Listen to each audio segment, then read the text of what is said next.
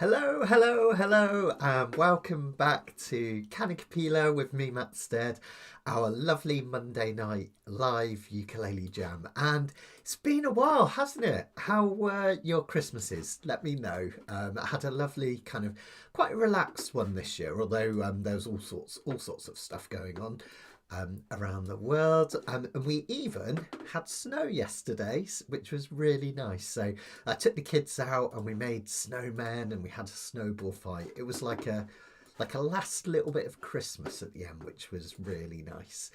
So let me know how you're getting on, guys. Happy New Year to everyone. You need to fess up if you've had a new ukulele over Christmas. Let me know. It's always good to share, isn't it? I didn't get a new one this year, but I did get a mandolin, so I'm as guilty as anyone. Perhaps I have MAS, mandolin acquisition syndrome. Can't be too bad because I've only got two, so that's good.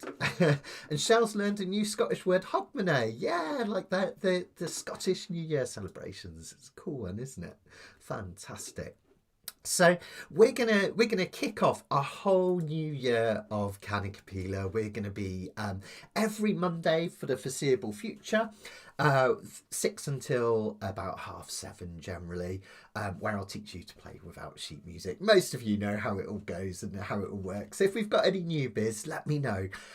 Do have the live chat enabled if you can, because it's a really good way to ask questions, chat with the other people taking part. We get a really lovely community vibe, which is great. Lisa did. She got a 5-string Ohana. Yeah, I know you were really excited to get a 5-string, weren't you, Lisa? You mentioned before, so that's super exciting. Hi, Harry.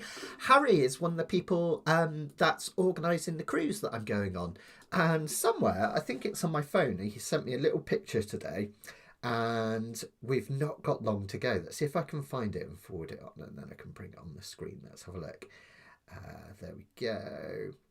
So tonight we're going to do, just whilst I do that, tonight we're going to do songs about fate. Every Kanikapila we have a different theme, and this one's songs about fate. So we've got a bit of Bob Dylan, we've got Carole King, all sorts of stuff. We've got, even the Beatles. There we go, 54 days to the Caribbean cruise, if you can make it. It's going to be loads and loads of fun. So come along if you can do to the cruise. It's going to be amazing. And I know some of you guys are coming, which is really, really, really exciting. So, yeah, fantastic. Oh, and we've got a cedar moonbird. Brilliant. And a baritone moonbird. They're great ukes, the moonbirds, made by a Nui, aren't they? Just absolutely brilliant craftsmanship. And they sound so warm and lovely, which is great. So a couple of things to tell you about, then we'll get started. We're back to our live lessons, which is really exciting. So this Wednesday, we've got our next live lesson, 8th of January at 3:30.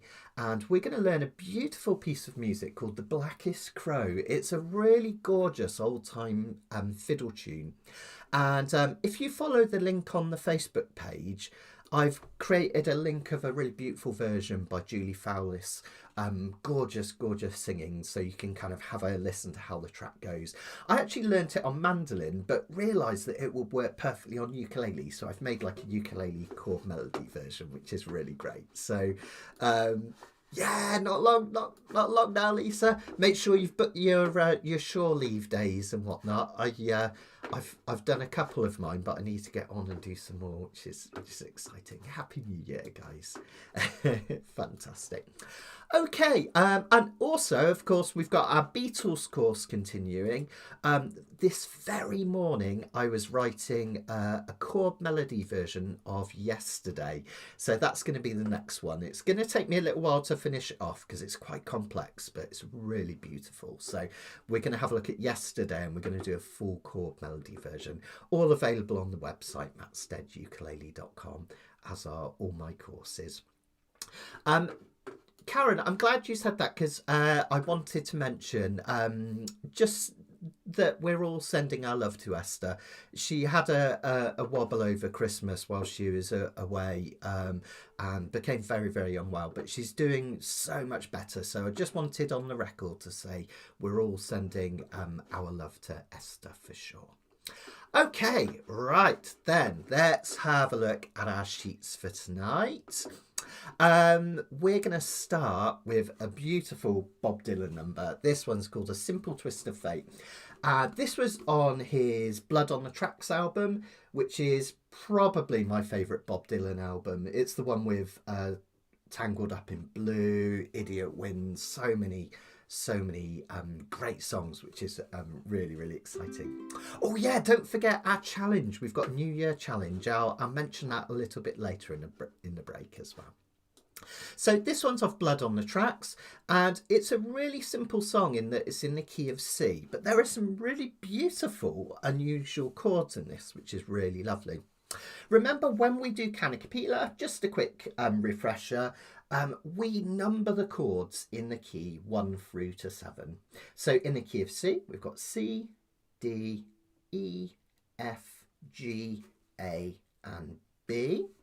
And we also notice that in any key, some of those chords are major and some are minor.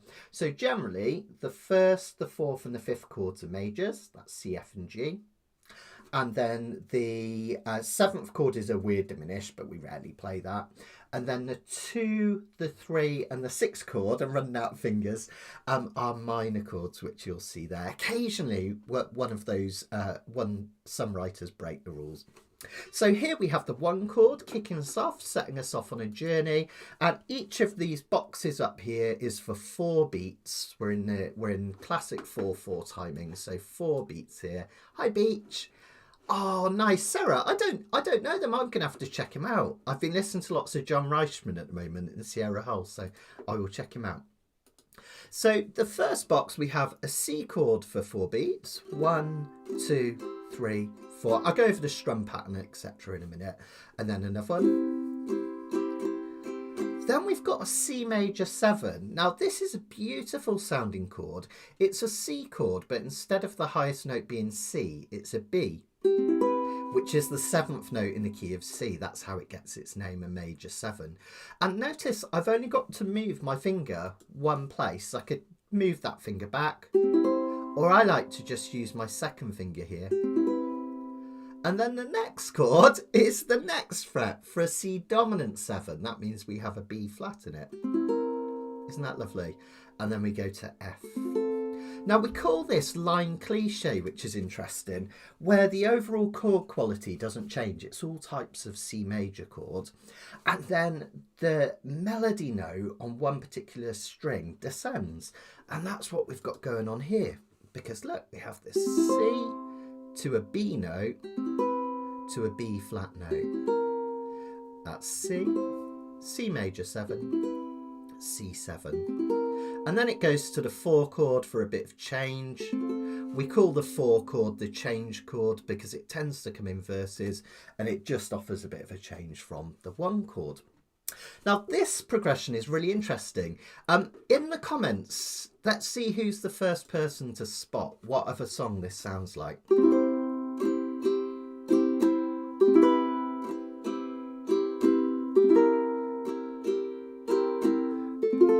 Sound like any other song you might know? We've got the line cliche, C, C major 7, C dominant 7, and F. A really common chord progression. There's a bit of a delay in the comments, so rather than me just hanging on and wait and see who gets it first, I'll tell you the answer, and then we'll see who pops up first as I'm telling it to you. It's the same chords as George Harrison's Something. Something in... Oh, there we go. Larry got it. Annie Dranny. There we go. Yeah. It might be Raindrops as well. Raindrops Keep Falling on My Head. But yeah, I was thinking something by the Beatles. Something in the way she moves that attracts me like no other lover. And of course, the Beatles were big fans of Bob Dylan, although this would have been released after Something, so maybe Dylan nicked it back from the Beatles. Who knows? But a classic chord combination. What rate is it? Raindrops keep falling on my head. right, Lisa, it is raindrops keep falling on my head as well. Yeah, so it just goes to show, classic line cliche. Now, what we're going to do for this one is we're going to do a really simple calypso strum. That's down, down, up, up, down, up, down, down, up, up, down, up. Now, you know that I like to think phonetically, because I think when people think in downs and ups, they get tense, and we don't want that. We want it nice and relaxed. So I like to think of this phonetically as walk, running, and running. Walk, running, and running. If you say that as you tap it out, walk, running, and running. Walk, running, and running. There we go. So, yeah, Bacharach stole it. I wonder if Dylan stole it as well. It's quite possible, isn't it? The Beatles were massive Dylan fans, but I'm sure Dylan was influenced the other way as well, which is interesting. So if we were to put that together for the chords of the first bit, we've got this lovely C. Notice we got two of those. Then C major 7, 2 measures. 2 C7s. And 2 Fs. Now, unusually at this point, which is really lovely, we reverse to an F minor, which is a really beautiful change. We call that a minor fall. We've got F major turning into an F minor, and it creates a real sense of melancholy at that point. Hi, Erica. Give us a shout if we can help with anything. Let us know how you're getting on, and very welcome. Oh, Erica's Barbara's niece. Amazing. I love it. When families play together, they stay together. That's brilliant. I love it, love it. Okay, so we've got that change to the F minor. Now, the easiest way, I think, is to just flip these two fingers. So your first finger comes up to the G string, second finger drops up on E, and then just add that little finger in last thing. Don't feel you've got to, bam, get all three down at the same time. Just think, if you just concentrate, couple of fingers at a time, and then add that C afterwards, which is really lovely. So F minor. Then we've got a really simple 1, 5, 4, but notice that the two chords in this measure, the penultimate measure on the third line, there's two of them in the measure, so that means they're 2 beats or half a measure each. Now, the easiest thing to do at this point is just to strum down twice on each one. And then go back to your strum pattern on the F. So C, G, F. Really nice. And then at the end, we've got this beautiful C major. Let me just bring that in on close camera. To a D minor 7. And then back to a C.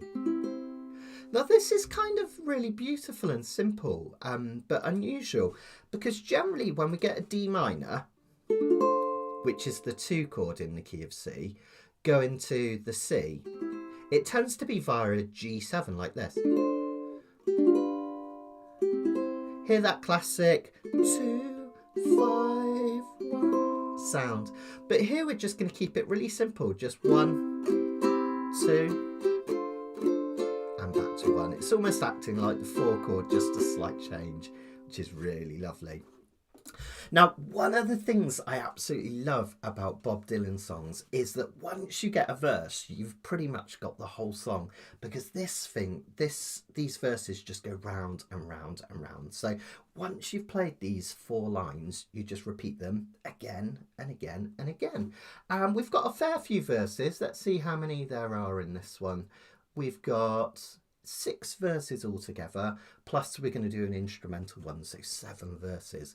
That's nothing. The original version of Like a Rolling Stone had 17 verses. How mad is that? So this is quite a short one in terms of Bob Dylan, maybe because Blood on the Tracks is quite pop-tastic. So let's have a play through one of those at a really nice low tempo so you can kind of get an idea. Thanks, Eric. So we'll go nice and slow. Let's just try playing through a verse, and I'll sing along so you can see how it goes.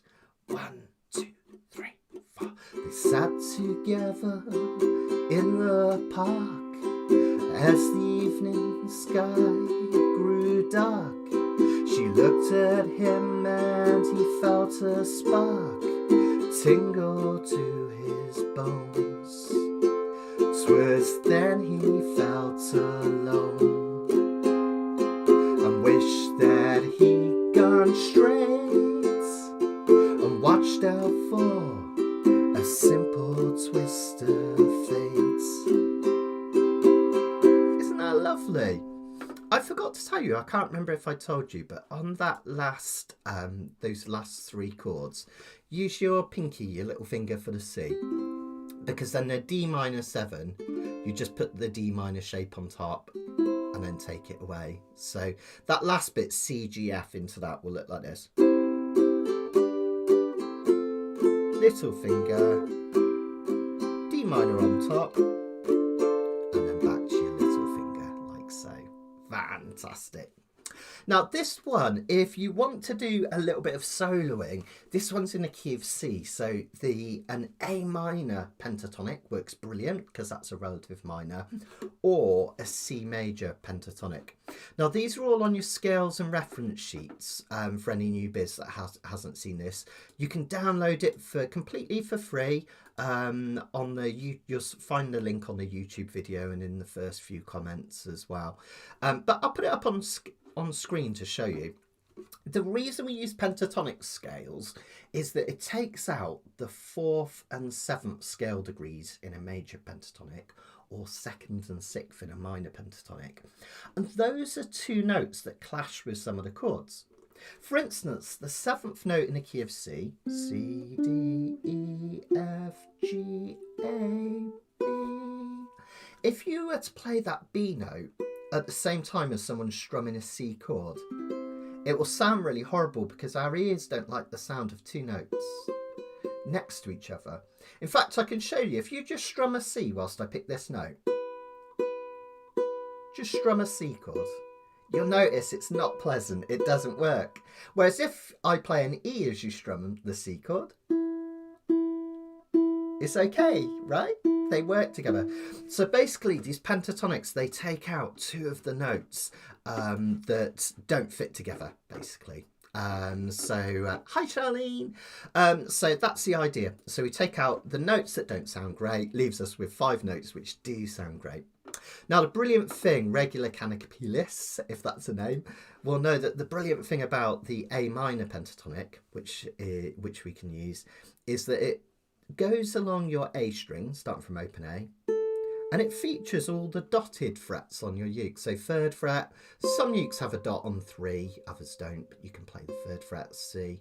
You can do the 5th fret D, 7th fret E, 10th fret G, 12th fret A, and you can even go way up here to the 15th fret for another C.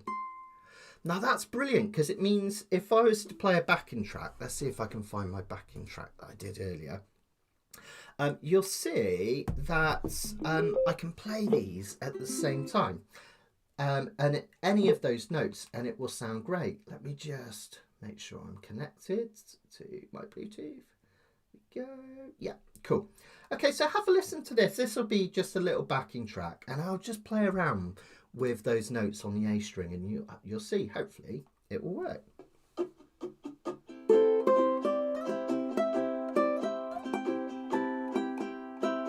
Just the dots.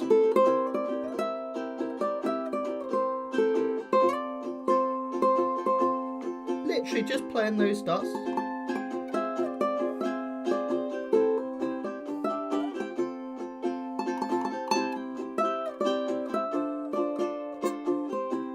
So have a little experiment and you'll notice that you can even use the dots on your E string. The only trouble with your E string is you've got to remember to use the 8th fret, not the 7th fret. It's the one exception on the E string.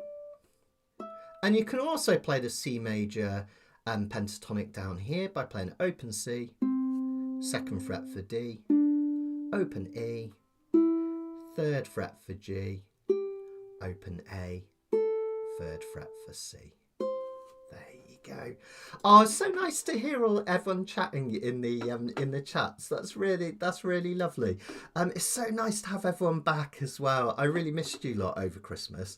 I know I always say it, but I promise I'm not just making this up. But the Kanikapilas I do, you guys are the highlight of my week. I love it. It's just so joyful. So it's so nice to see you all back, and thanks for coming back. So let's give it a go then. We can play our first song. I'll keep this on stage so you can follow the chords. If I come up here, you should be able to see my fingers, I think. Yeah. And we're just going to keep going through the verses. So we'll do verse 1, verse 2, verse 3. Then I'll play the instrumental verse. It's just the same chords again. If you want to, you can try the pentatonic scale to solo, which is really satisfying. If not, just strum along with me. And then we'll do another 3 verses, verses 4, 5 and 6. You might find it useful if you're able to have 2 devices or this printed out so you can have the pages side by side. But I'll keep this one on the screen so you could always just have the one with the lyrics available. All right, let's give it a go. So it's just roll a C, just to get that rhythm going. And start counting along those measures after 4. 1, 2, 3, 4. They sat together in the park. As the evening sky grew dark, she looked at him and he felt a spark tingle to his bones. It was then he felt alone and wished that he'd gone straight and watched out for a simple twist of fate. Walked alone by the old canal, a little confused I remember well, and stopped into a strange hotel with the neon burning bright. He felt the heat of the night hit him like a freight train moving with a simple twist of fate. Verse 3. A saxophone someplace far off played as she was walking by the arcade, as the light burst through a beat up shade where she was waking up.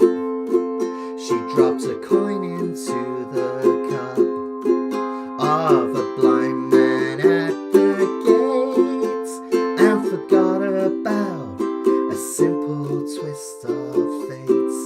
Try a solo, guys. Here's the instrumental.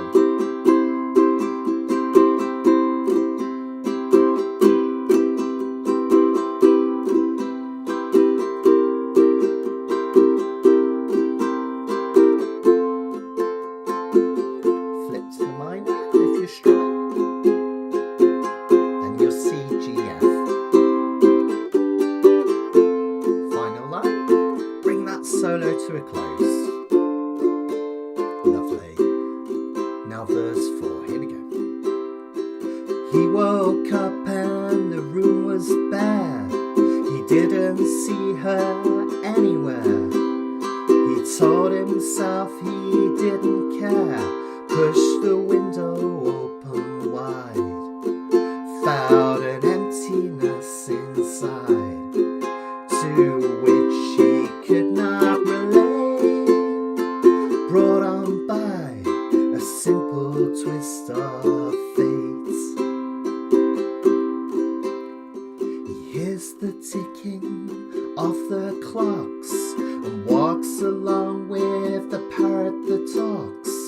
Hunts her down by the waterfront docks where the sailors all come in. Maybe she'll pick him out again. But how long must he wait? One more time for a simple twist of fate. One last one. People tell me it's a sin to know too much within. I still believe she was my twin, but I lost the ring. She was born in spring, but I was born too late. Blame it on a simple twist of fate. Yeah, Fantastic. Well done, everyone. I love that song. It's just a gorgeous song. In fact, the whole of Blood on the Tracks is just absolutely fantastic. Tangled Up in Blues, one of my favourite Dylan songs of all time. It's just so jangly and beautiful and pop-tastic and lovely. Matlin, thank you, Lisa. I couldn't resist. I held back my inner Dylan. He did come out a little bit, didn't he? They sat together in the park as evening sky grew dark. But yeah, I couldn't help a little bit sneaking out. Yeah, and that's the brilliant thing, Indrani. His lyrics were fantastic. Still are, Bob Dylan. He was massively influenced by the Beats, so people like Allen Ginsberg, Lawrence Ferlinghetti, Jack Kerouac. And his kind of later songs really kind of emphasise that. Things like A Rolling Stone, that could be an Allen Ginsberg poem, it really could. So yeah, really interesting. Subterranean Homesick Blues, that makes me think of the Beats as well. So very, very cool. Yeah. Okay, so let's go on to something completely different in some ways. Not totally different, but a little bit different. We're going to have a look at a song called Something Changed by Pulp. So this will probably be more well known to my English students rather than if we've got the Americans and worldwide lot in, because Pulp, I don't know how well they were known. I'm not sure. Did they conquer America? I guess not. But so this was on their album 1995's A Different Class, which is one of my favourite albums of all time, written by the genius Jarvis Cocker, who is an amazing songwriter. And he wrote this song about he wrote it apparently in 1984, kind of held it. Sorry, I was just distracted.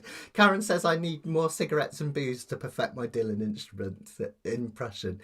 Do you know what? I used to be in a garage band, Karen, and I've lived too clean a life, because one of the reviews said the singer sounds like he's been raised on milkshake rather than whiskey. And it was true, because I don't smoke and I barely drink. So, yeah, I could never make a Tom Waits, could I? That's for sure. But yeah, back to Pulp. So they were big in the 1990s on the Britpop scene, you know, of bands like Oasis, Blur, and so on and so forth. But Jarvis Cocker wrote this one in 1984, kept it on the back burner, and then released it on different class, which is lovely. Oh, good to hear, Sylvia.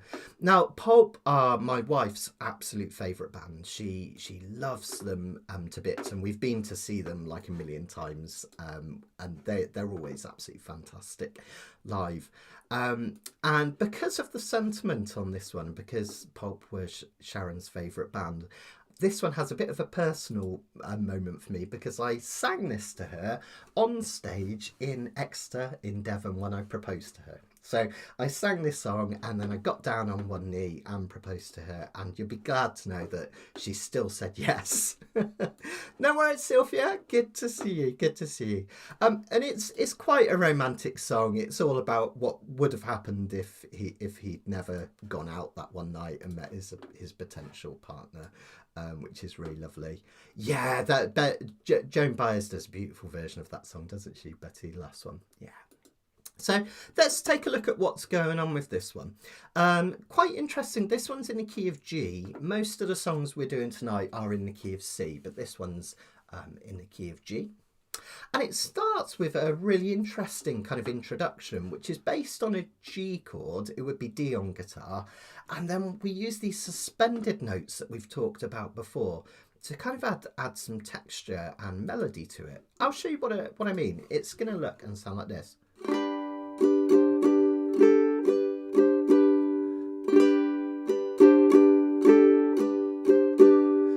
Lovely. Now it's really simple. All you need to do is hold down your G major chord, and then after a couple of strums we're going to put our little finger on the 3rd fret of the A string. That turns the G major into a G sus4. Okay, like so. A G sus4 chord just means it's a normal G chord with the 4th note in the key of G added, which is a C. And that's your C, G, A, B, C. So a G chord with the fourth note added. So instead of having the third note B, we have the fourth C. That's how it gets its name. So we play 1 G and then 2 of this one. Sorry, 2 Gs and then 1 with that on. Then we let go. Then we lift off this finger, the second finger on the A string, which turns the 3 note, the B, into an A. And that's the second note in the key of G, so we call that a G sus2. So we just like lift that one off, put it back down, put this one down for G sus4, and off. Okay, so 2 normal Gs, and on and off with our little finger, and then off and on with this one,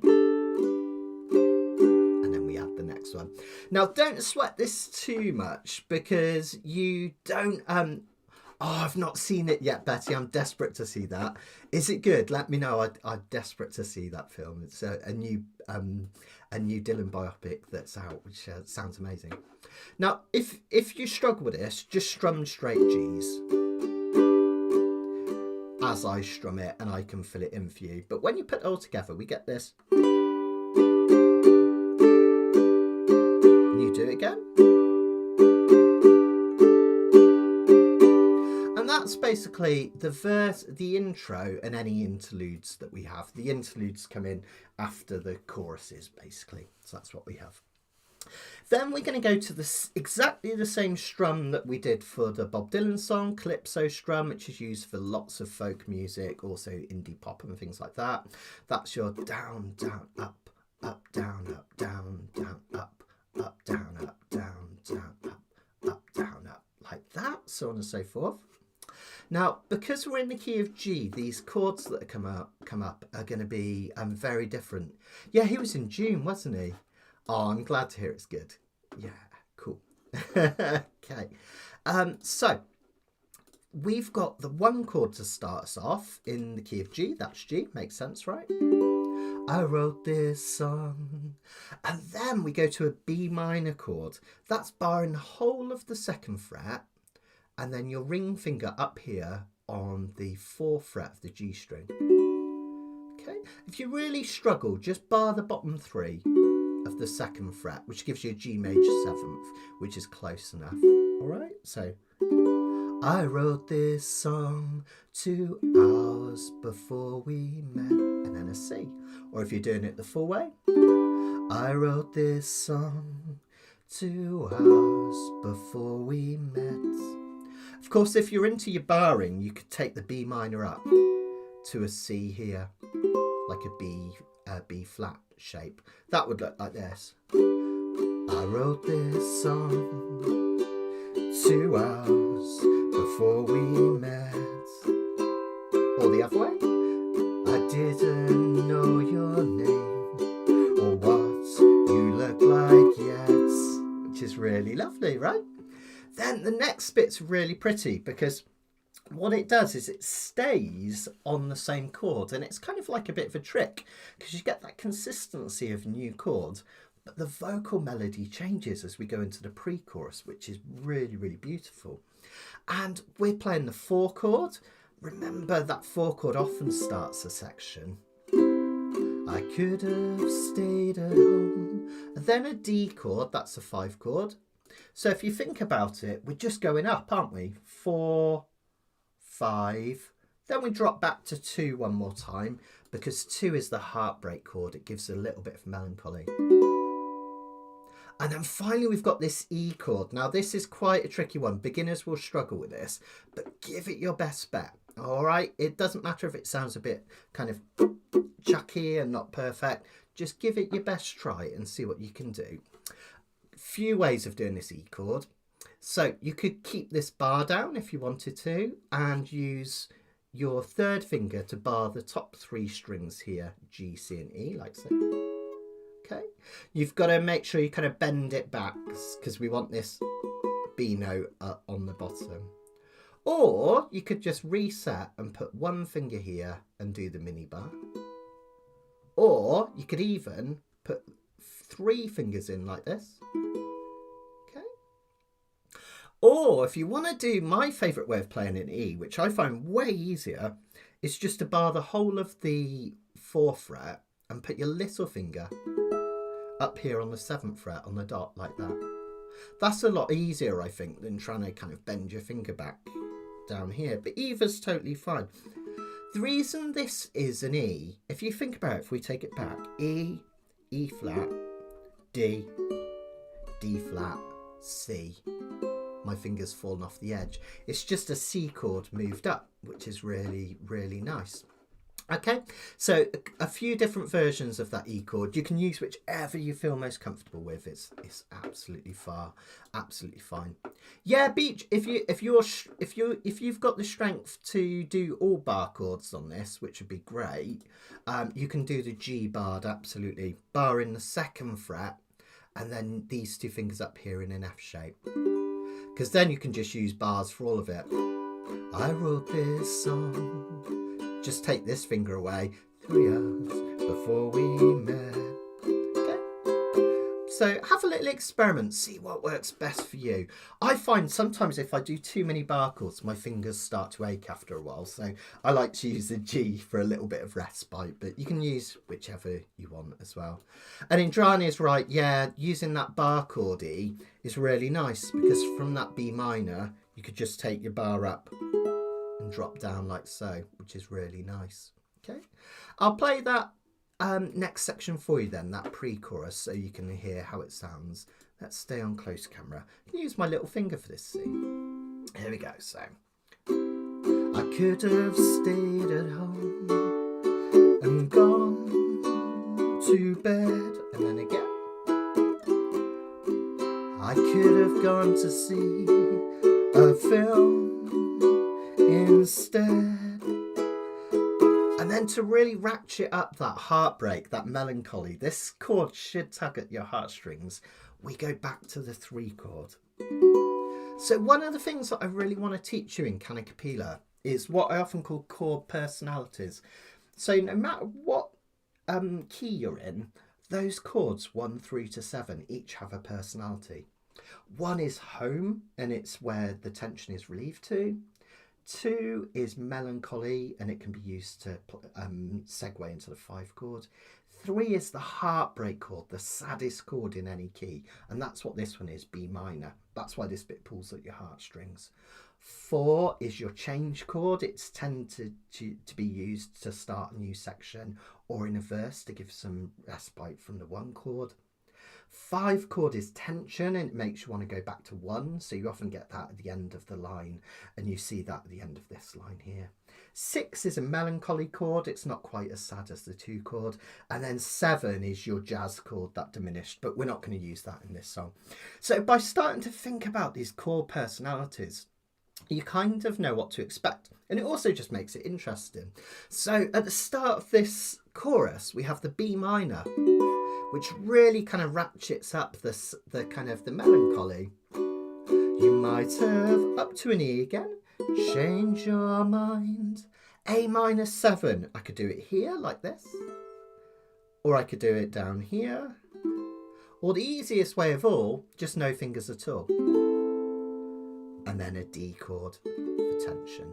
So the chorus would go like this. You might have changed your mind and seen your friends. Then we do it again. Life could have been very different, but then another A minor 7. Something changed. Now you don't have to add this, but Jarvis adds another little suspended note here to the D chord, and then he does that intro again.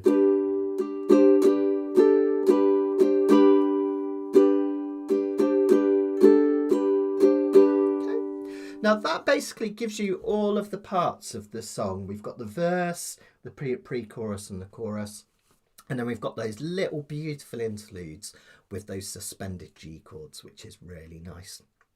If you want to do a little solo on this one, we're going to do an instrumental verse after the 2nd interlude.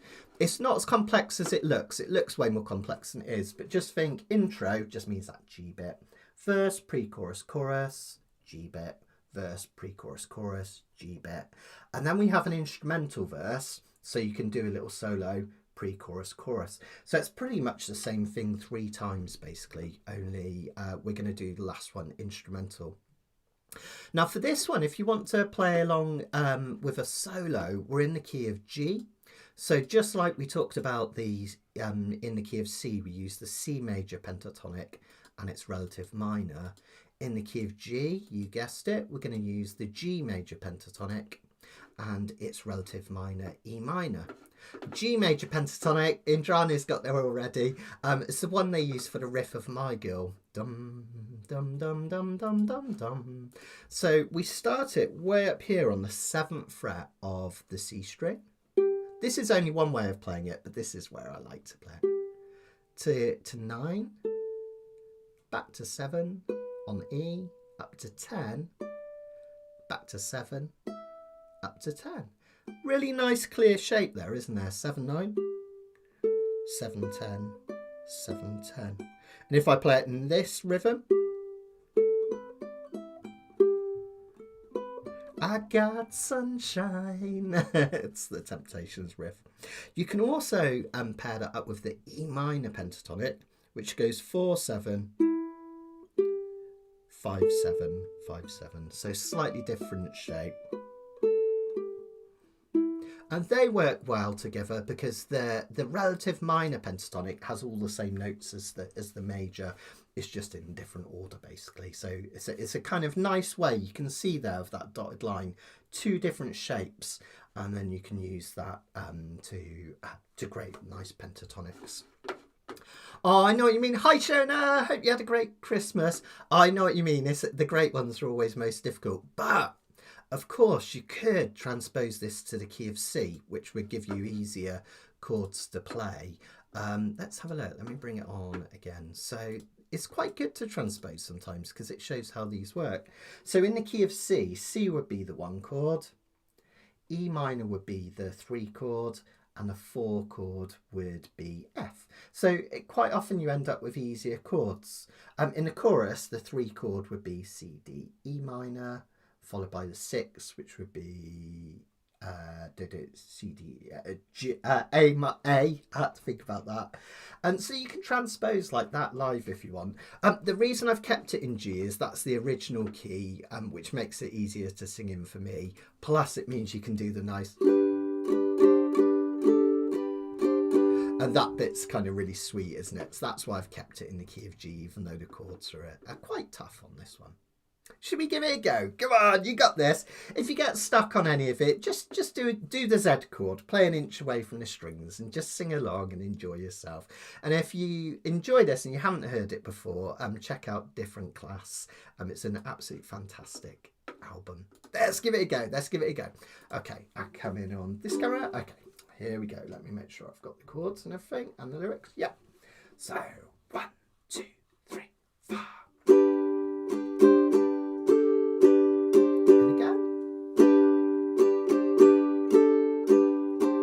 Verse. I wrote this song 2 hours before we met. I didn't know your name or what you looked like yet. I could have stayed at home and gone to bed. I could have gone to see a film instead. You might have changed your mind and seen your friends.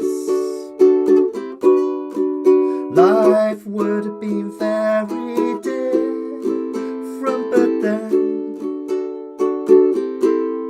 something changed.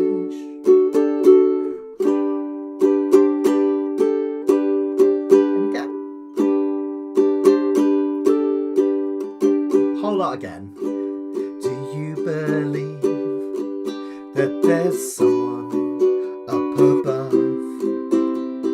And does he have a timetable directing acts of love? Why did I write this song on that one day? Why did you touch my hand and softly say,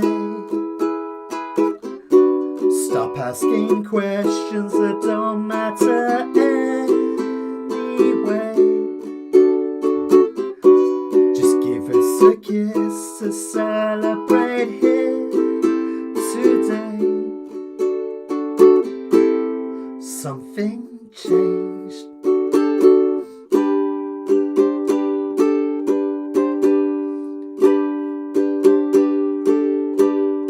Take a solo.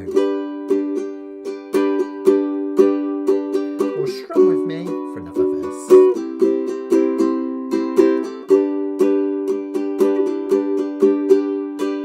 Here comes our pre-chorus. So when we woke up that morning, we had no way of knowing that in a matter of hours we changed the way we were going. Where would I be now? Where would I be now if we'd never met? Would I be singing this song to someone else instead? I don't know, but like you just said,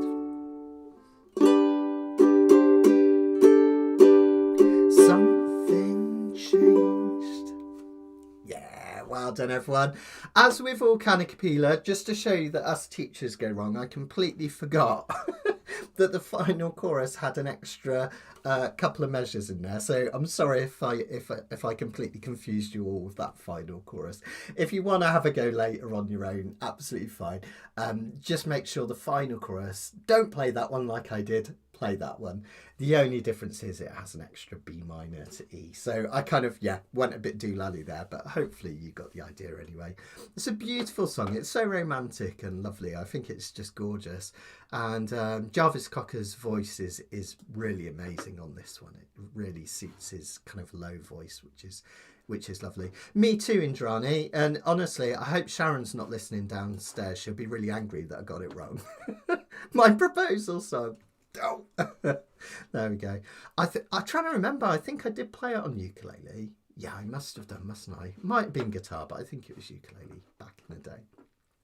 Right, so halfway, just a couple of reminders. If anyone wants to help out with the running costs of the channel, if you check out the description and the first few comments, you can send me a tip to paypal.me/the Uke Room.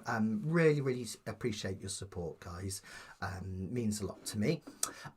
If you're interested in my courses, check out the website, Learn Ukulele with Matt. There's 10 courses on there now, literally hundreds and hundreds of hours of learning. As soon as you join up as a member, you get full access to hundreds of arrangements that you can check out in the tabs and resources section. You can send me some video suggestions and I'll get back to you with some ideas with your playing. All sorts of good stuff on there. So mattsteadukulele.com. And thanks to everyone that joined up over Christmas. It's really nice to see some new members over Christmas, which was fantastic. So thanks, guys. My Beatles on Uke course will continue very soon. I'm working on the next one. I'm doing a really gorgeous chord melody version of Yesterday, so it's going to be a fingerstyle chord melody version, which is really pretty. So that will be up soon as well. So nice. There you go, Andrade. You've got no excuses for the next one. It has to be perfect. Fantastic. And then just a reminder that this Wednesday we've got my next live lesson. So this is like a full 1.5 to 2 hour workshop. This time I'm going to look at an old fiddle tune called The Blackest Crow, which looks quite dark. It's quite a stark picture, isn't it? But it's really beautiful. So do check that out. It's going to be this Wednesday at 3:30. All of my gold members on my website, you get the sheet music for free with that one. Well, included in your subscription. I know you pay for your subscription, but you know what I mean. So do come and join me for that. I'm really, really excited about that one. We're going to do a couple of old fiddle tunes because I really enjoyed arranging that. So we're going to do another one as well, which will be fantastic. And then just before we do the third song, just want to say a massive thank you to Karen, especially for all her works on the sheets over Christmas and the next few weeks, because Esther's been unwell. Karen's picked up the baton, so a massive thank you, Karen, for all of your help and support. And Indrani as well for proofreading and support and photos, and of course Esther, who is drawn. These pictures were done a while ago, and they're just beautiful, aren't they? Jarvis Cocker there. We've got me in my Sergeant Pepper suit there, and the Beatles, and a beautiful one of Carole King. In fact, if anyone's interested, we always like to have a bit of silly stuff in the back of our Kanikapila sheets, and what we've got here is like a compendium of drawings that Esther's done for the Kanikapila sheets over the weeks and months and years even. And your challenge is to see if you can work out who they are, all these different people. I can see Joan Byers in the middle there, Joni Mitchell. I won't spoil it. See if you can work out who they all are. And we've got some answers up here as well, so to help you kind of work those out as well, which is fantastic. So see what you can do. And of course, Karen's brilliant, fascinating facts in the back as well. And I love Karen's fascinating facts because even though I feel like I know a lot of these songs like the back of my hand, I still learn new things about them every time. So really, really worth checking out, which is great. Okay, so let's have a look at our next one. We're going to go proper classic Beatles for the next one.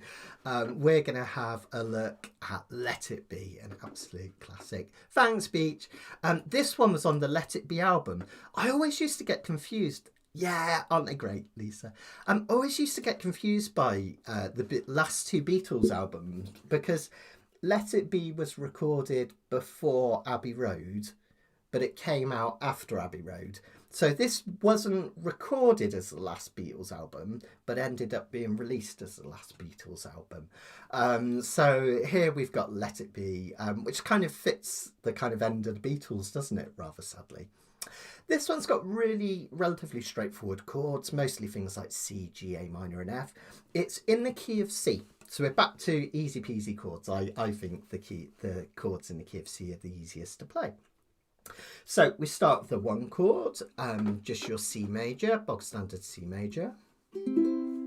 When I find myself in, then we get the tension of the 5 chord. That's a G. You could just count up C, D, E, F, G. So there's your G. Times of trouble. Then we go to the 6 chord, often used to just create a nice movement to the 4 chord and a touch of melancholy. Mother Mary, and then just one finger difference to get to the F. Comes to me, back to the 1 chord, speaking words of wisdom, and then we've got this lovely little progression. Now this is really interesting because it uses a similar ending to the Bob Dylan song. You can see how interlinked the Beatles and Bob Dylan are here. Because have a look at that. Last 3 chords in Simple Twist of Fate. C, D minor 7, C. Last 3 chords of this bit. C, D minor 7, C. Really similar. Now, with this one, you've just got to pay attention to the timing. Notice that the F chord is for 2 beats. 1, 2. The C is for 1 beat. The D minor 7 is for 1 beat. And then we go back to the C for a measure. So I count that as 1, 2, 1, 1, and then back to. Or you might like to count it as 1, 2, 3, 4, C. Okay. Let me put one of those intro verses together so you can see how that works. And for this one, I'm going to do a really simple strum pattern, even easier than the last one. Walk, running, running, walk, running, running, down, down, up, down, up, down, down, up, down, up. Keep it really simple and beautiful. That will sound like this. When I find myself in times of trouble, Mother Mary comes to me, speaking words of wisdom, let it be. Okay. Da, da, da, da. Notice that I use my little finger, that pinky, for the C. You could even keep that little finger down for the F chord if you wanted to. Like that. And you'll notice that that happens later in the song as well in the chorus. The end of the chorus uses that. It's almost like a little riff, isn't it? Which is really nice. Let's try that together one more time, because there's a tricky little change in there, isn't there? One more time. I'll slow it down. 1, 2, 3, 4. When I find myself in times of trouble, Mother Mary comes to me, speaking words of wisdom, let it be. Yeah, then we do it again. And in my hour of darkness, she is standing right in front of me, speaking words of wisdom, let it be. There you go. Nice, right? Oh, I like that. Sesame Street's Let It Be by the Beatles. I'm going to look that up afterwards, shall I? I don't know that one. Sharon grew up on Sesame Street, but I never watched Sesame Street as a kid, so I should look that one up. So then we go to a chorus, still using familiar chords here.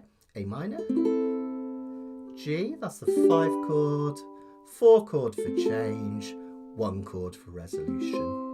Now, that's a really common thing to happen. When we start a new section, the 2 most common chords that we go to are the 4 chord, that would be F in the key of C, C, D, E, F, or it's relative minor, the 6 chord, C, D, E, F, G, A, the 6th chord. That's really common. The reason I mention that is when you're trying to work out songs by ear, or even when you're playing them, it's really good to kind of be able to predict what comes next. And if you think the next section is going to start with either an A minor or an F, it kind of gets you halfway there already. So we have A minor for a measure, let it be, G, let it be, let it be, oh, let it be. Whisper words of wisdom, let it be. See, we've got that ending again. Da, da, da, da. If you want, you could just strum once on each one. F, C, D minor 7, C. All right, just like that. Okay. Now, we're mostly there. That gives you the verses and the choruses. Then we get this beautiful interlude.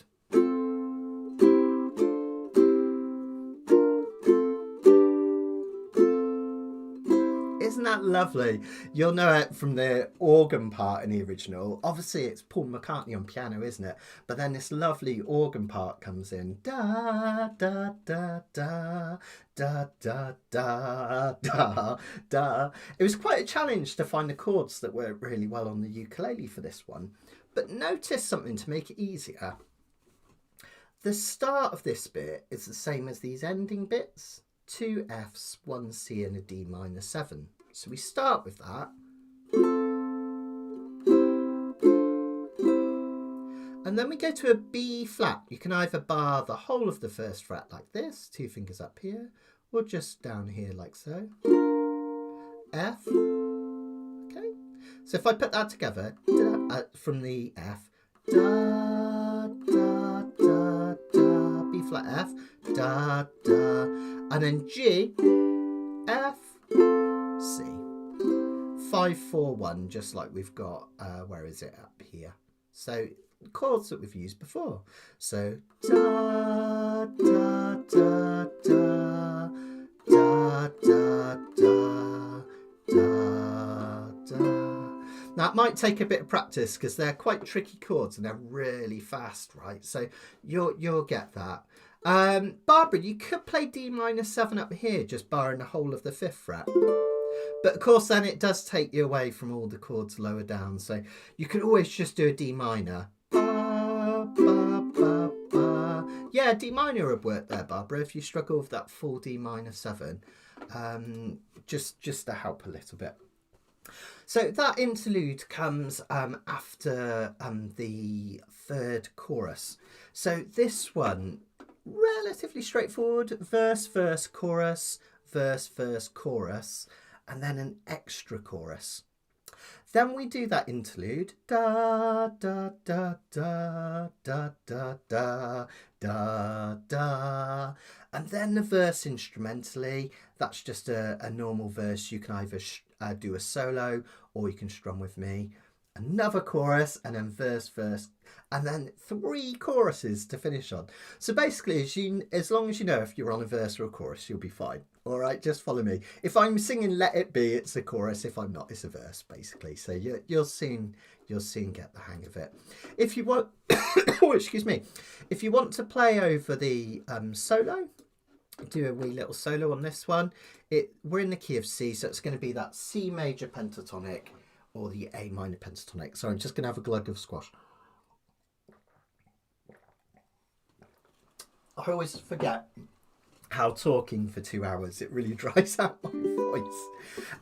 So pentatonic, you're going to, if I come in close, you can do your dots on your A string. So open A, 3rd fret, 5th fret, 7th fret, 10th fret, and 12th fret. You can even go right up here to the 5th fret. You can do your dots on your E string. Just remember to hit the 8th fret, not that 7th fret dot.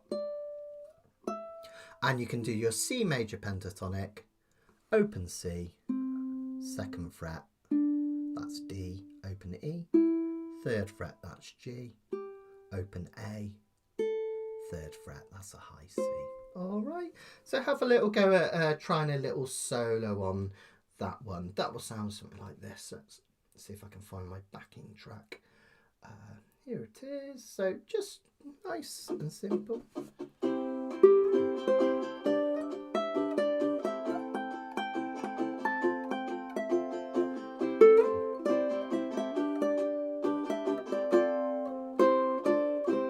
A little play around, and you'll be surprised how simple it is to find some melody notes just along that A string, which is really sweet. So see if you can have a little go at a solo on that one, and yeah, you'll soon get the hang of it.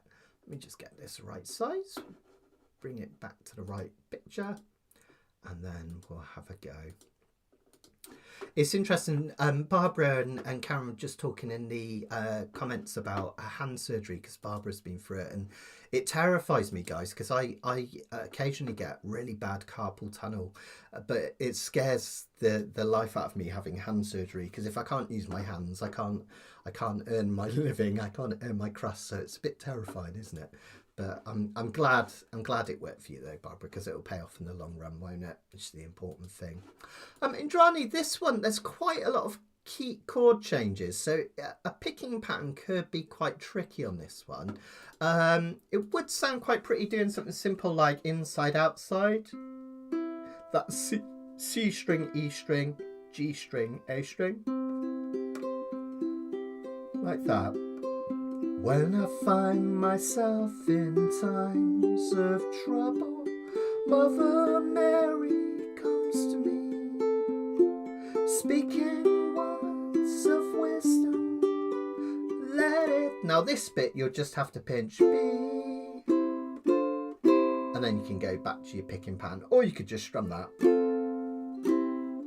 and then go back to picking on the next bit. So have a little experiment. It's always good to experiment with a bit of picking patterns. I'm just going to strum this one, either calypso strum or that down, down, down, up, down, up. That's walk, walk, running. Arthritis, yeah, gotcha. That still scares me as well. Hopefully, I don't know, I'll have to keep on the, what is it, cod liver oil or something. Oh, I think it's just bad luck, isn't it, when you develop it. Okay, so, thanks, Lisa. So that was just, if anyone else wanted to have a go at that, that was just an inside-out picking pattern where we play the middle two strings, that's why I call it inside, and the outside two strings, outside, inside, outside, inside, outside. Okay. Really nice picking pattern, that one, really simple to use on any song. All right, let's put this all together then and we'll give it a try. So just follow me for the verses and the choruses so you know where you are, and I'll keep the chords up on screen for you here. Okay, I think I'm actually going to go back to the calypso strum for this one. Down, down, up, up, down, up. I think it just sounds nice and smooth. Oh, one more thing. If you're feeling really brave, on this F chord, rather than just doing a bog standard F for 4, if you want to create a little bit more movement, you can play an F major 7 by putting 2 fingers on the 5th fret, top 2 strings physically, G and C strings, and then pulling it back to that D minor 7 shape, which is also an F6 chord. Okay, so that gives it a little bit more movement. So just notice I can keep these 2 fingers on the strings, pull back and add these 2 fingers down. So the bog standard F would sound like this. When I find myself in times of trouble, Mother Mary comes to me, speaking words. And then if I do it with the extra movement, when I find myself in times of trouble, Mother Mary comes to me, speaking words of wisdom. They both sound nice, don't they? Really, really lovely. That extra movement is really sweet, but it's quite tricky to do. So you can just hit an F chord there and it will be absolutely fine. All right, let's give it a go then, guys. Let's give it a try. So let's do an instrumental verse just to get us going as an intro. Here we go. 1, 2, 3, 4. C, G, A minor, and F, and C, and G, and a little riff. When I find myself in times of trouble, Mother Mary comes to me, speaking words of wisdom, let it be. And in my hour of darkness, she is standing right in front of me, speaking words of wisdom, let it be. Chorus now. Let it be, let it be, let it be, let it be. Whisper words of wisdom, let it be. Another verse. When the broken-hearted people living in the world agree, there will be an answer, let it be. For though they will be parted, there is still a chance that they will see.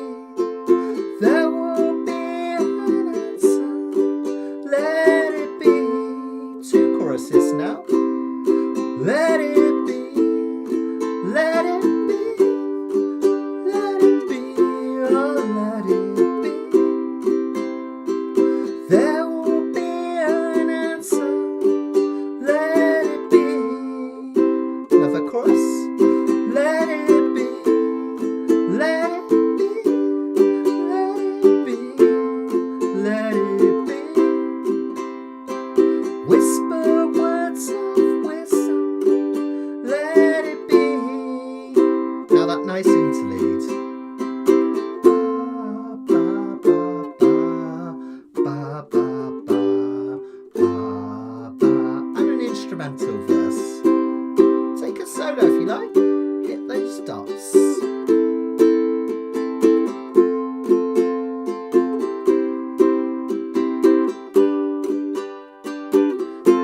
Another verse, instrumentally. Take a solo if you like.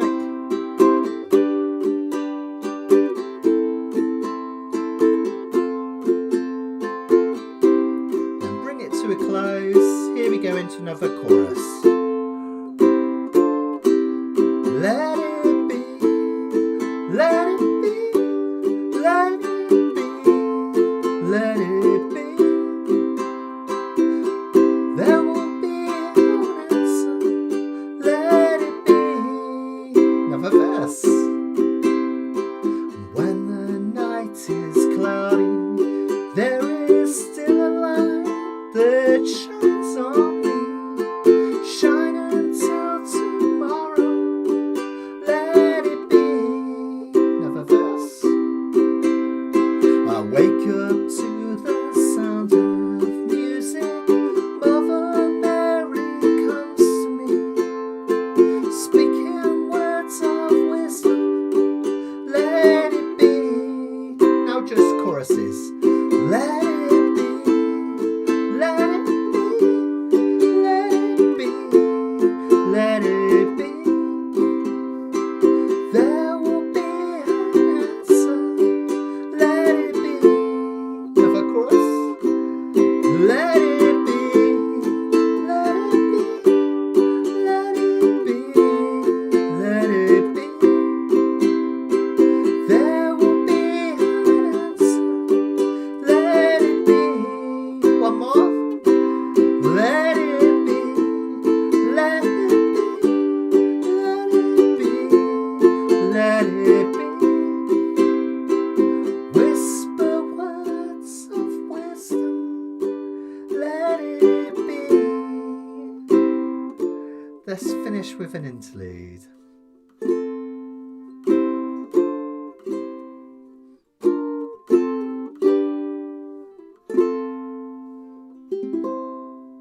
Yeah, what a great song. Really brilliant, isn't it?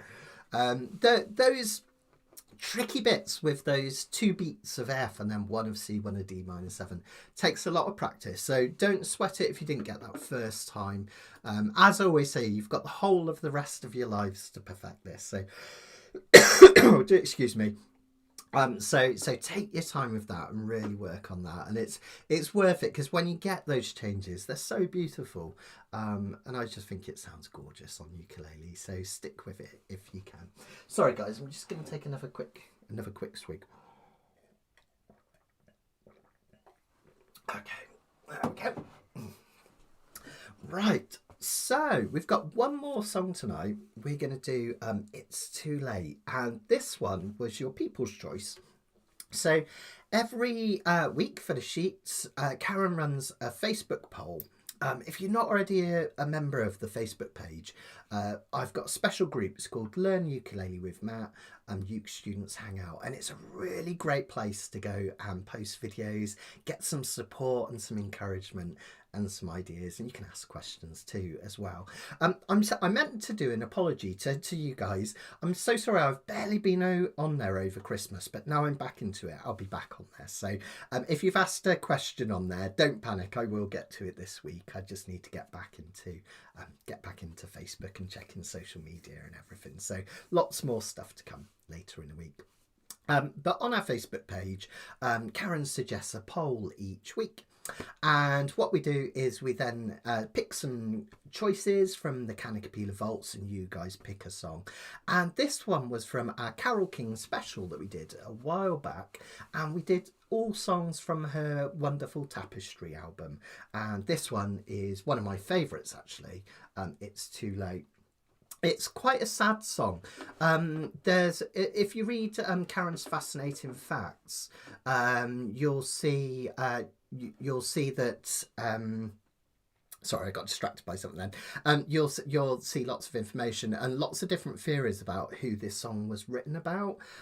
Some people say it was kind of the times with the shooting of JFK and kind of the changing of the times.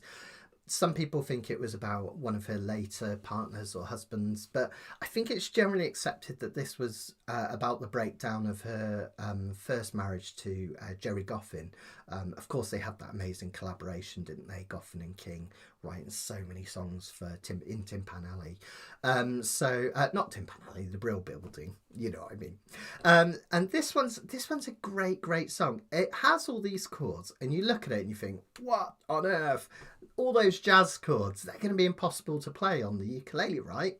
Nope, they're actually really simple and easy to play, and I'll show you how to do that in just a second.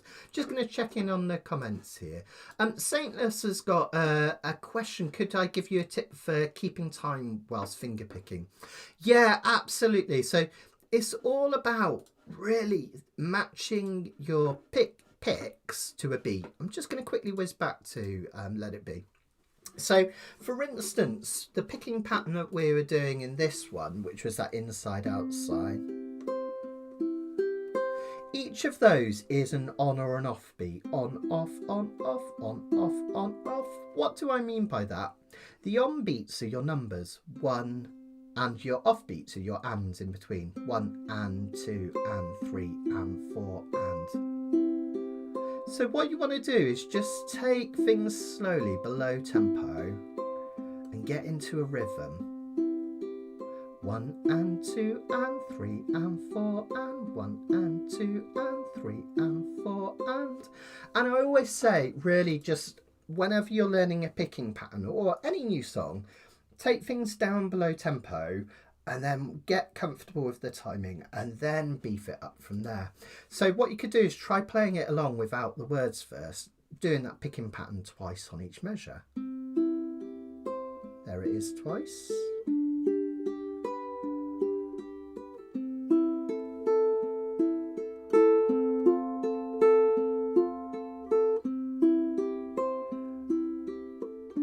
And then this bit, you have to break for it temporarily for your... And then you can go back to it. So on and so forth. Now, the other thing to bear in mind, this is really important tip, so hopefully this will help a few people. Allow yourself to go wrong with this hand. It's really important when you're picking, because what you don't want is this. This is the temptation, right? We've all done it.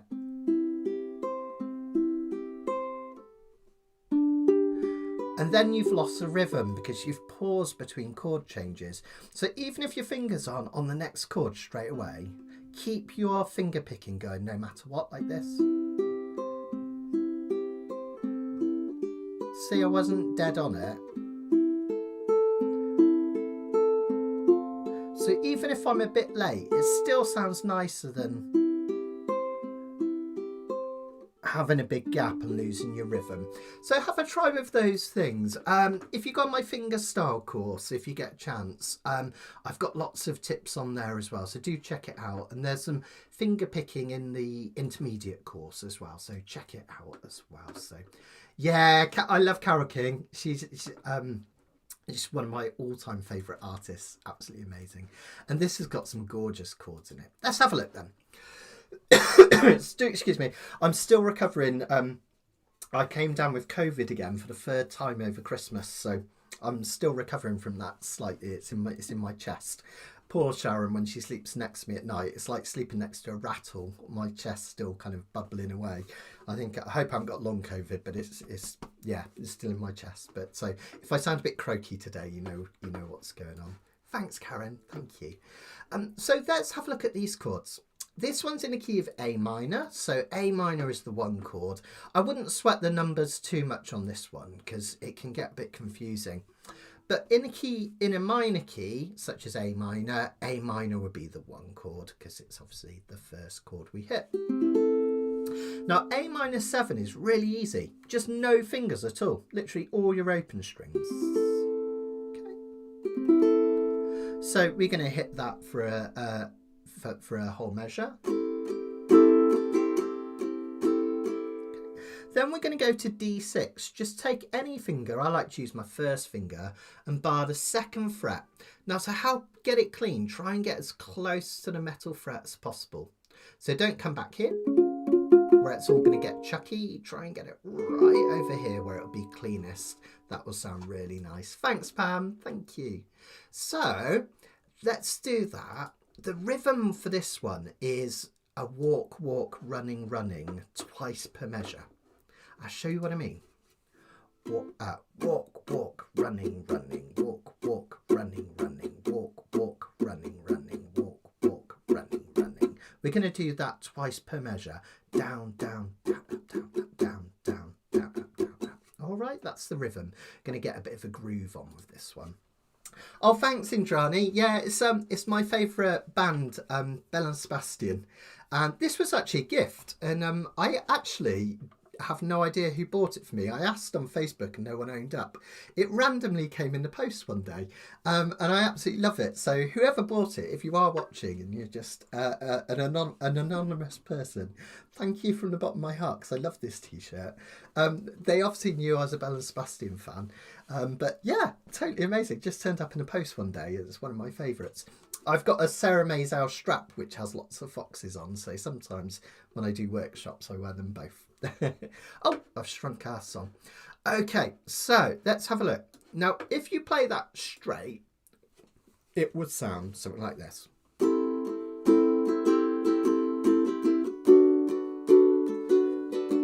Off. And second fret. 1, 2, 3, 4. 1, 2, 3, 4. 1, 2, 3, 4. 1, 2, 3, 4. Okay. Now, if you want to be super jazzy, now you don't have to do this, and I won't always do this because sometimes it trips me up. What you can do is what we often call a backdoor chord. A backdoor chord is where we're aiming towards a chord, such as this D6, and we play a chord that is half a step away from it, so 1 fret away.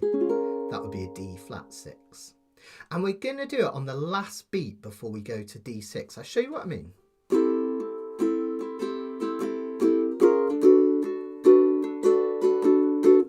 You can do it the other way if you want.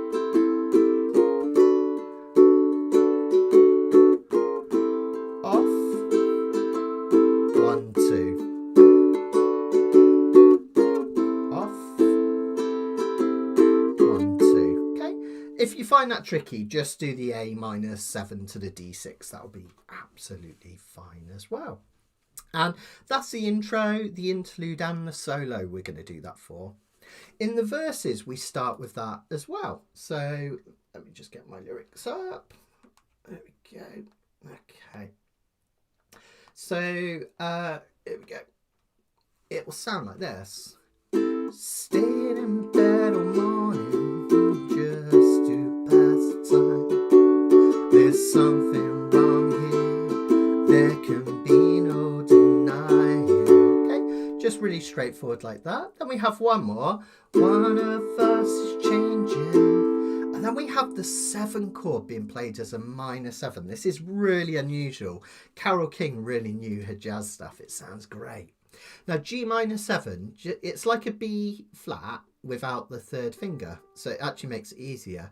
Just a mini bar on the bottom 2 strings of the 1st fret, 2nd finger up here on the C string like this. Isn't that lovely? And then we go up to an F major 7. I like to lead with that 2nd finger and put another finger up here on the top string, G string, at the 5th fret.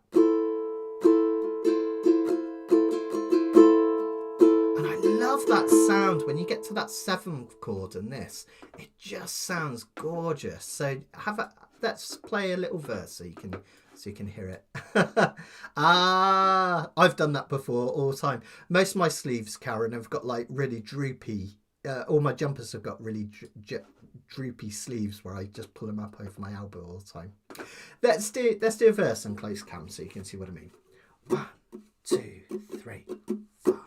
Stayed in bed all morning just to pass the time. There's something wrong here, there can be no denying.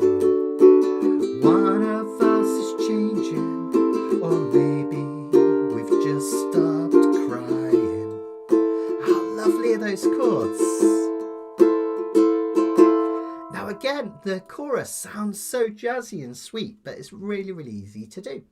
We're going from the 2 chord, B flat major 7, up to the 6 chord, F major 7.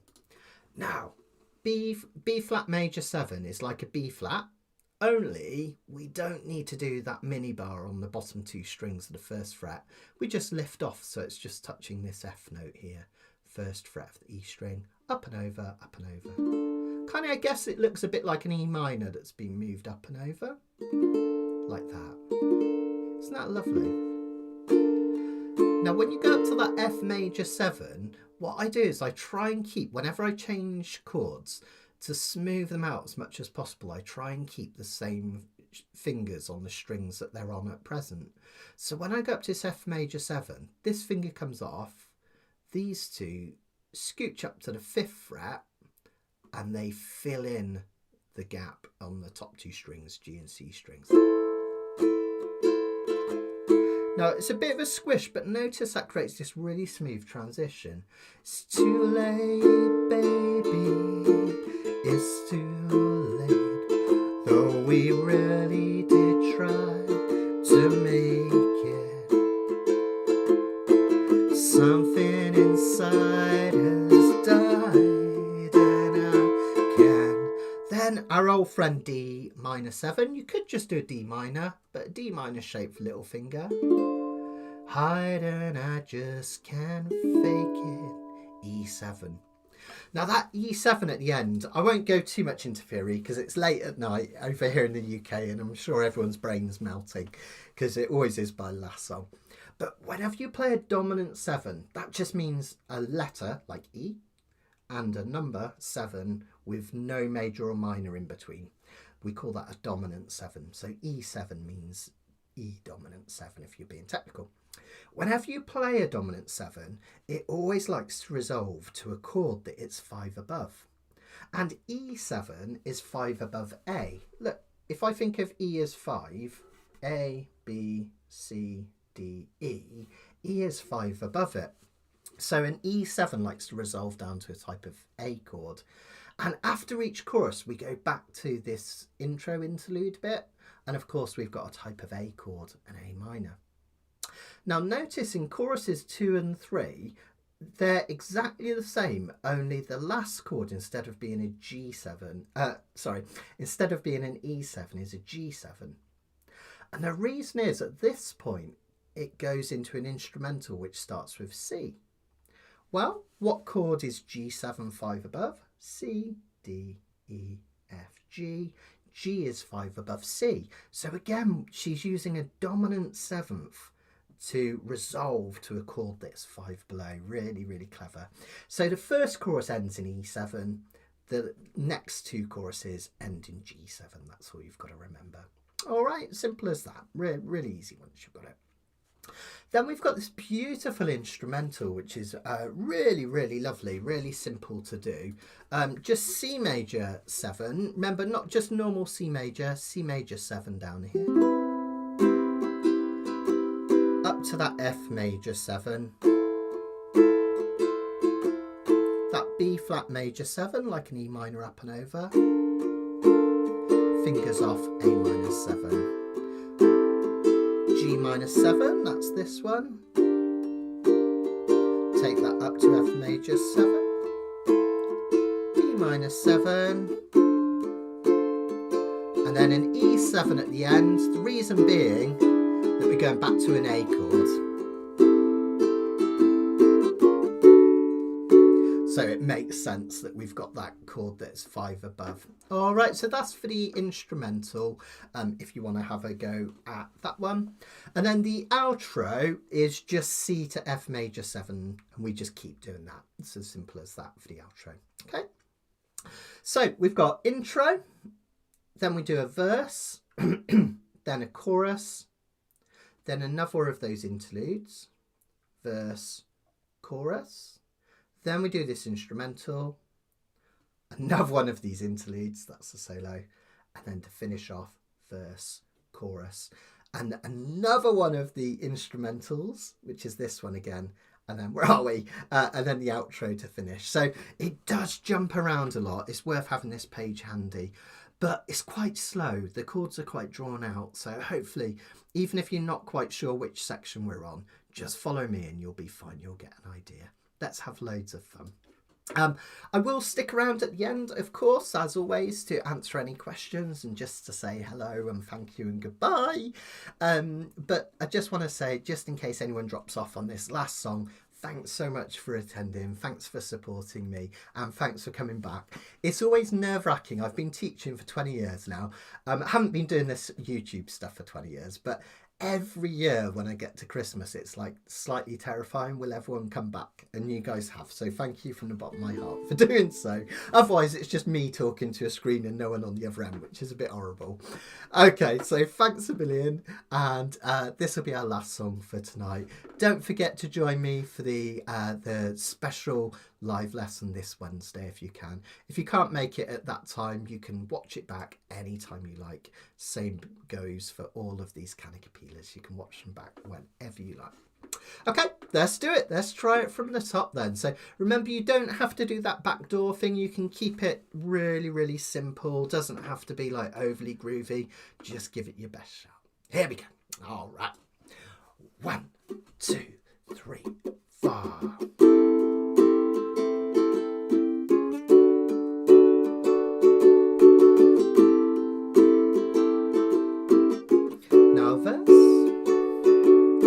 Stayed in bed all morning just to pass the time. There's something wrong here, there can be no denying.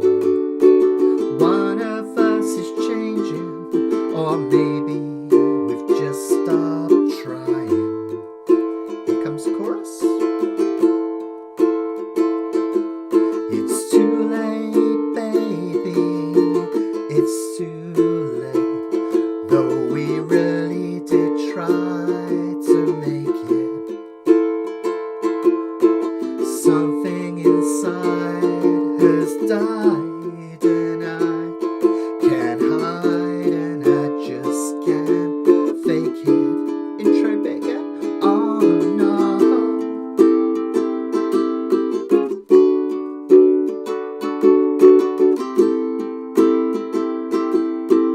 Another verse. It used to be so easy living here with you. You were light and breezy, and I knew just what to do. Now you look so happy, and I feel like a fool. Another chorus. It's too late, baby, it's too late. Though we really did try to make it, something inside has died, and I can't hide, and I just can't fake it. Instrumental. Oh no. Try a little solo if you like. Use that pentatonic. Bottom line of the instrumental. F major 7, D minor 7, E7, then another little interlude. And again. Good. Another verse. There'll be good times again for me and you, but we just can't stay together. Don't you feel it too? Still, I'm glad for what we had and how I once loved you. Another chorus. But it's too late, baby, it's too late. Though we really did try to make it, something inside has died, and I just can't fake it. Oh no. Instrumental. E flat major 7, A minor 7.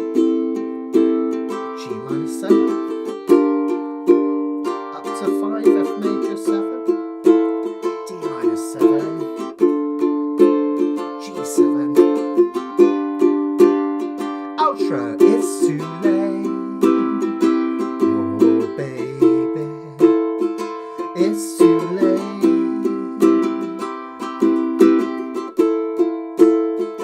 It's too late. Ah, well done, everyone. That's a cracking song, isn't it? Just so beautiful. Those jazz chords. Oh, that bit in the chorus where it goes from that B flat major 7 to the F major 7. It just gets me every time. Just gorgeous songwriting. And Carole King, she was such a genius songwriter because she used all these amazing jazz chords, but she did so in such a pop-tastic fashion. It just, it just works, doesn't it? And obviously her voice was beautiful, the piano playing was marvellous. So, and this album, Tapestry, it just has such a wonderful feeling. I do like her other albums like Writer and things like that, but this one is just, it's just so sweet, isn't it? The songs in it are absolutely amazing. So that's it for tonight. I'll just stick around just for a few minutes just to see if I've got any questions. I'm always here to help. And remember, you can always email me if you're stuck with something. Again, I'm a bit behind because of Christmas, but I'll be catching up soon. So I will get to all your questions if I haven't answered them yet. So, cool. Yeah, isn't it nice, that backdoor chord? You could do that on any chord. It's so clever. And it's just a really nice way of kind of almost like sliding into another one, isn't it? So, yeah. Oh, nice. Oh, it's time for lunch, hey, Barbara? Love it.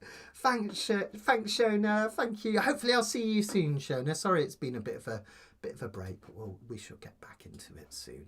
I'm slowly getting over the lurgy. I just want it to go. It was almost felt like one of those permacolds, where it just never seems to leave, and it's just like, oh, come on. But hopefully I'll get there soon. Hope you all had wonderful Christmas and a happy New Year. Can't believe it's 2025 already. It's mad, isn't it?